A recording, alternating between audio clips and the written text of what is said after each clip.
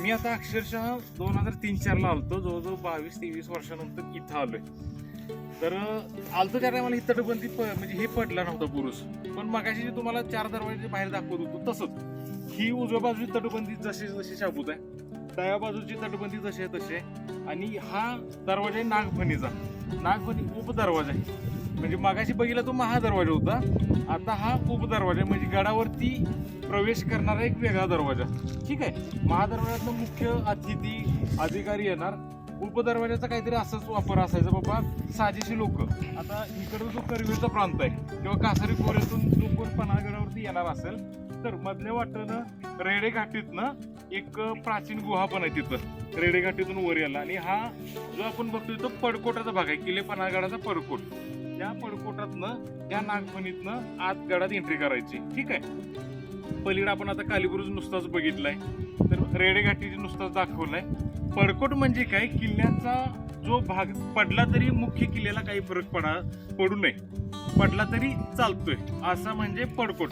किल्ले पन्हाळगडाला जवळपास 4 पडकोट आहेत. आणि हा नागफणी दरवाजा.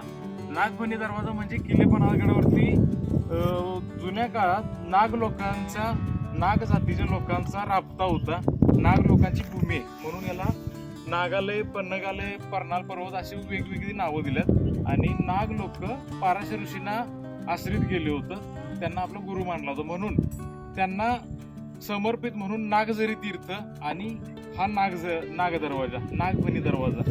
आणि याच्याचमुळं ही नागभूमी असल्यामुळं किल्ले पन्हाळगडाच्या बहुतेक वास्तूमध्ये, स्ट्रक्चरमध्ये आपल्याला नागाचे सिम्बॉल्स आपल्याला जिथल्या तिथं बघायला मिळतात. आणि एक गोष्ट खरं सांगू, इतक्या वर्षानंतर या ठिकाणाला आलोय का नाही, लय आनंद व्हायला लागलाय.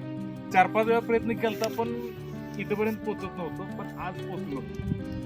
मंडळी, मी आहे रवींद्र दाभाडे, इतिहासाचा अभ्यासक आहे, लॉचा स्टुडंट आहे. आणि पन्हाळगडाचा महाराजांचा इतिहास तुमच्यापर्यंत पोहोचवायला दर शनिवार रविवार मी अवेलेबल असतो पन्हाळगडावरती. जर तुम्हाला पन्हाळगड आमच्यासोबत बघायचं असेल तर प्लीज या नंबरवरती कॉल करा आणि आपल्यासोबत किल्ले पन्हाळगडाचा अभ्यास मोहीम नक्की सहभाग घ्या. आज सुद्धा अभ्यास मोहीम घेऊन आलोय आणि ऑथेंटिक माहिती तुमच्यापर्यंत पोहोचवत आहे. जय शिवराय.